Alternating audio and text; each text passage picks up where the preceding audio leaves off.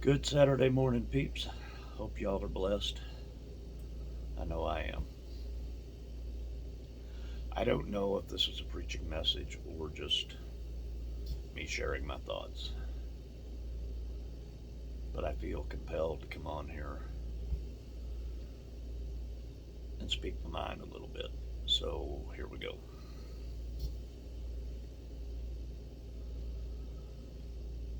This whole Russia Ukraine thing, everybody's talking.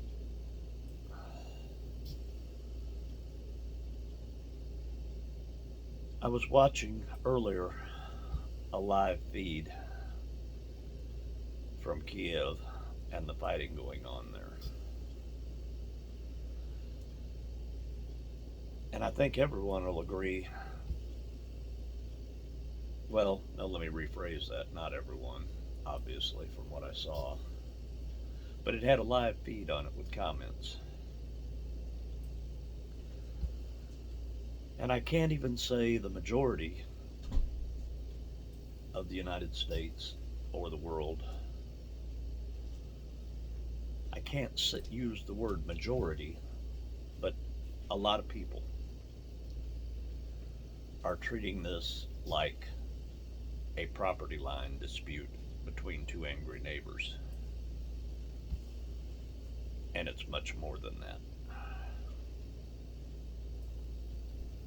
The fact is, bombs are falling, bullets are flying, people are dying.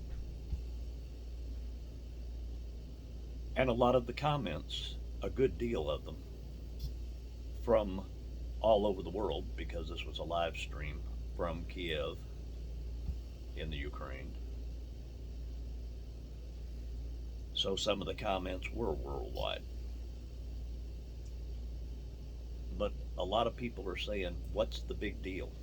This is Russia and the Ukraine, which is a former part of the Soviet Empire, but it's now an independent nation. Russia wants it back, and they've launched a war. It is no longer an invasion, it is an actual war. Bombs are falling, bullets are flying, people are dying. I've also watched countless videos where the Russian forces are targeting intentionally innocent civilians that aren't combatants, aren't the fighting forces of the Ukraine. I have watched Russian fighter jets attack civilian residential apartment complexes, schools, hospitals. These are not military targets. Regardless of what your feelings are and your beliefs are about this whole Russian Ukraine thing, innocent people that aren't part of the conflict, and when I say aren't part of the conflict, because they are, they're there, they're being bombed and shelled and shot at and killed and ran over by tanks, civilian vehicles that pose no military threat to either side. There's no honor in that. Now, in any combat, any conflict, yes, there are what we call collateral damage, which are innocent civilians that die. People live in and around military installations that aren't part of those installations, military bases. And when one gets bombed, some of the fallout, some of those people die. That's a fact of war. It happens in every war, every conflict. It's sad, but it's part of it. But I have seen countless videos, and they're on major news media sites, so you can check them out yourselves, of Russian jets bombing civilian apartment complexes, civilian neighborhoods, residences, hospitals, schools, where little children go, elementary schools. These are not the fighting forces that are opposing each other. So I went on Google and I asked the question. I said, what is the size of Russia's military? Now, Russia is a major superpower in the world scene. Nobody will argue with that. The United States is a major superpower. China is a superpower. But I went on Google and I asked the question. I said, what is the size of Russia's military? And the answer was approximately 5 million active duty military personnel and 2 million reservists. So roughly 7 million people, military forces that are trained, equipped with bombs, bullets, shells, and nuclear weapons. So then I asked the question, what is the size of the Ukraine's military? And it says that the size of the Ukraine military is roughly 250,000.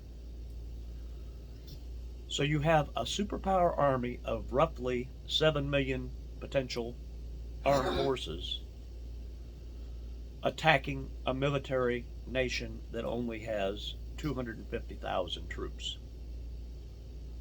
Thereabouts, give or take.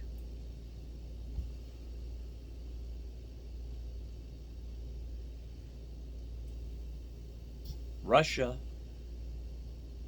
has had military equipment for as long as they've been a nation and have continued to build it up. But a lot of the world is looking at this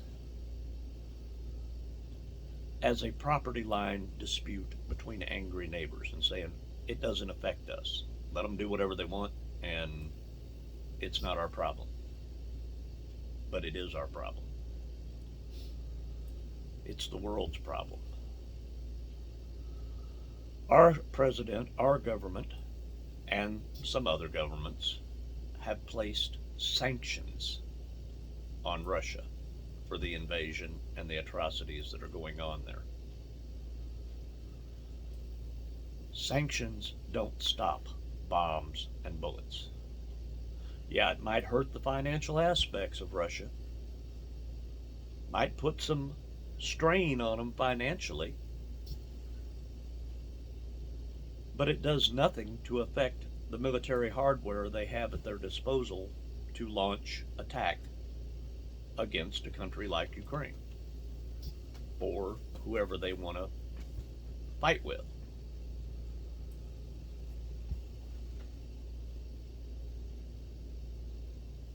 This would be equivalent, in one sense, to, say, the United States if we wanted to attack somebody. And we decided to attack a small country somewhere for whatever reason. We have a massive, overwhelming force of military personnel and equipment to go in and do devastating damage.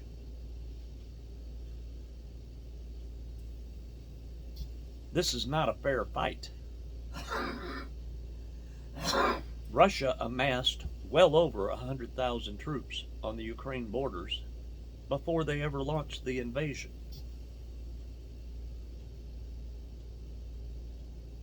Ukraine has 250,000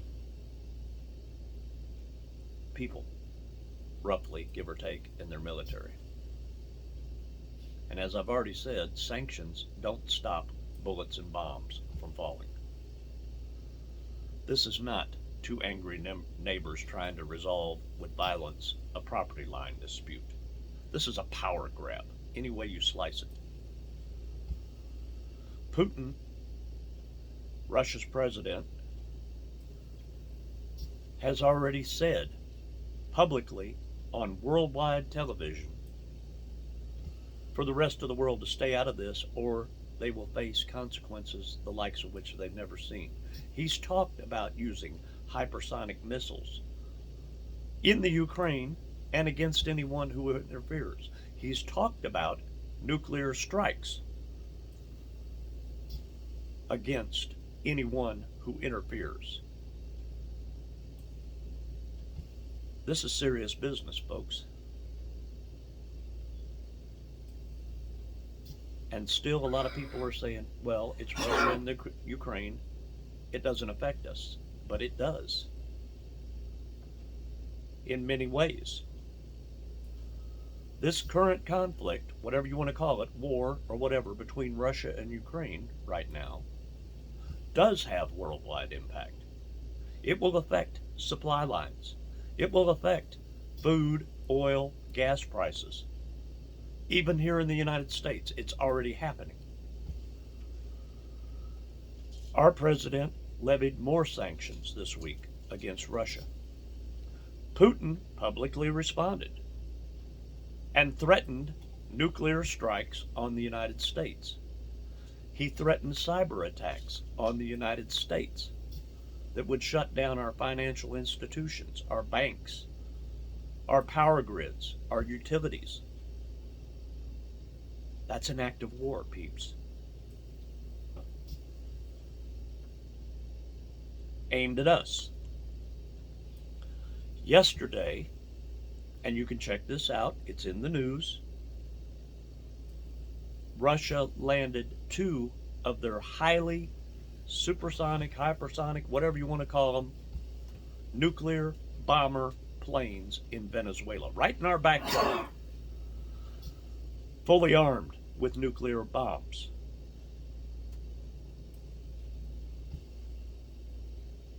These particular aircraft are designed specifically to bypass and evade our defense systems.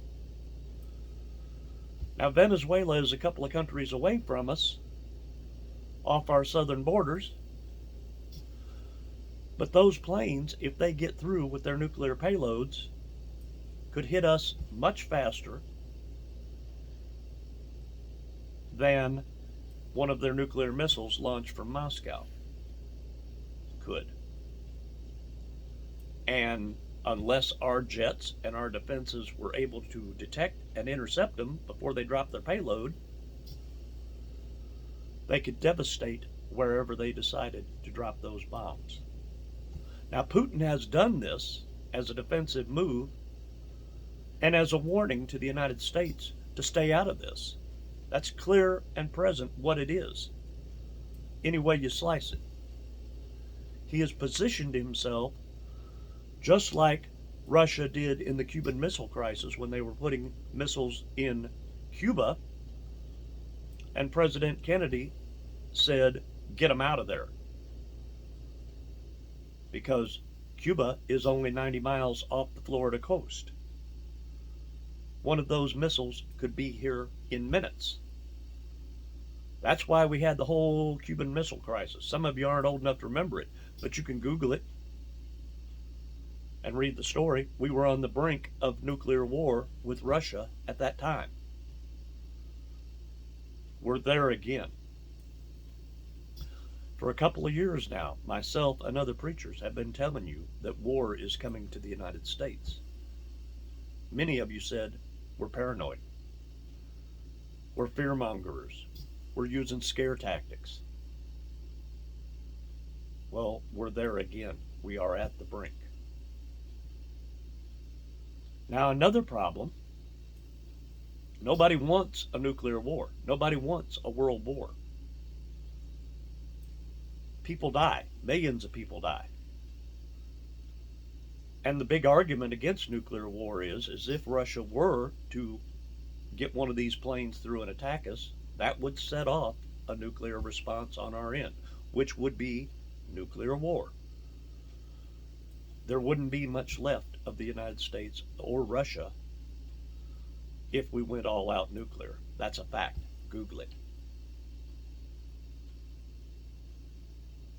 But we're on the brink right now.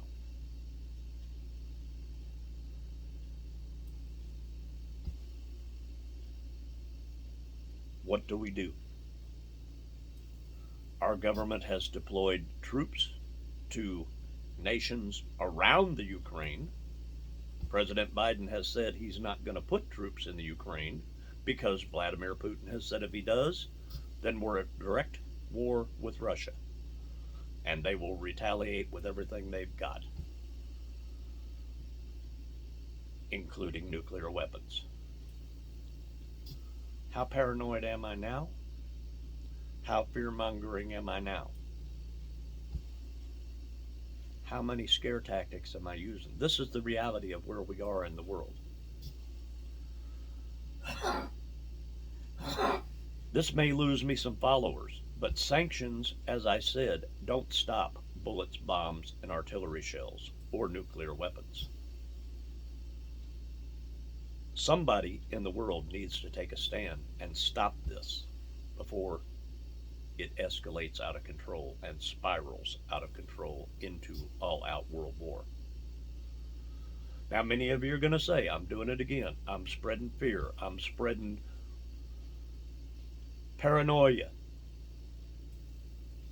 But the reality is there, peeps, and the Bible talks about wars and rumors of wars in the end days. And you can sit there and tell me, oh, well, we're not there yet. We're not in the tribulation. We're not in the end days. All you want. But look at the world around you. I watched a TikTok, and I realize a lot of you are going to say, well, TikTok is TikTok. Okay, well, you don't have to look at just TikTok. It's in news. One of China's top generals last night came on with a message and said flat out that if the United States interferes with their ability to reclaim Taiwan as part of China, which is a big story in the news, China wants Taiwan back. Taiwan is an independent nation, like the Ukraine, that doesn't want to be a part of China. We're allies with Taiwan. We support Taiwan's independence. Excuse me. But this Chinese general said any more interference by the United States would be considered an act of war and would result in China declaring war on the United States. Now, here's another little fact that not a lot of people are going to like. China has been emboldened by the United States' lack of response to the Ukraine situation. And I guarantee you, they're fixing to attack Taiwan. And when they do, we're going to have to either respond or Taiwan will fall. And if we respond, we will be at war with China. We're on the brink of war right now with Russia. We are this close.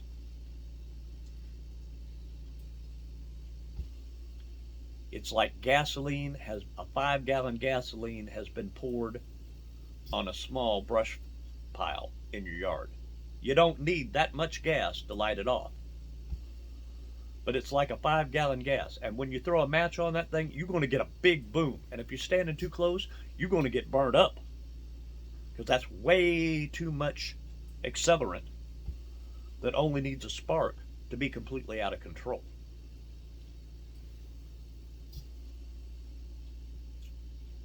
The gasoline has been poured on the world. And people are standing around flicking their lighters. Sooner or later, the flame's going to meet the fumes if something isn't done quick, fast, and in a hurry to stop this nonsense. Now, biblically speaking, what's going on in the world is all part of God's plan. Many of you don't want to believe that. Many of you don't want to hear that. But the Bible talks. There will be wars and rumors of war. The Bible talks about worldwide devastation. Famine. A third of the world being destroyed by fire. A nuclear war could do that. Now, the Bible doesn't give specifics on how those things are going to happen, but Jesus himself spoke it in Revelation. That a third of the world would be destroyed by fire. A nuclear war can do that. And if Russia launches a nuclear strike on us, that will ignite a response from us that will be devastating and could destroy a third of the world in the blink of an eye. We're that close. Who's fear mongering now? The reality is in our face. China, if they attack us over the Taiwan thing, they're going to use their nukes.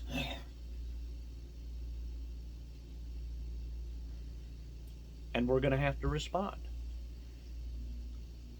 Could there be a ground war out of it? Yes, there could. But the best way to take out a large enemy, a superpower, by another superpower and eliminate as much as you can of the threat and try to hope that you have enough devastating power to lessen the risk to yourself, they won't hesitate to nuke us, to weaken us, and devastate our ability. Lock the door. Tell him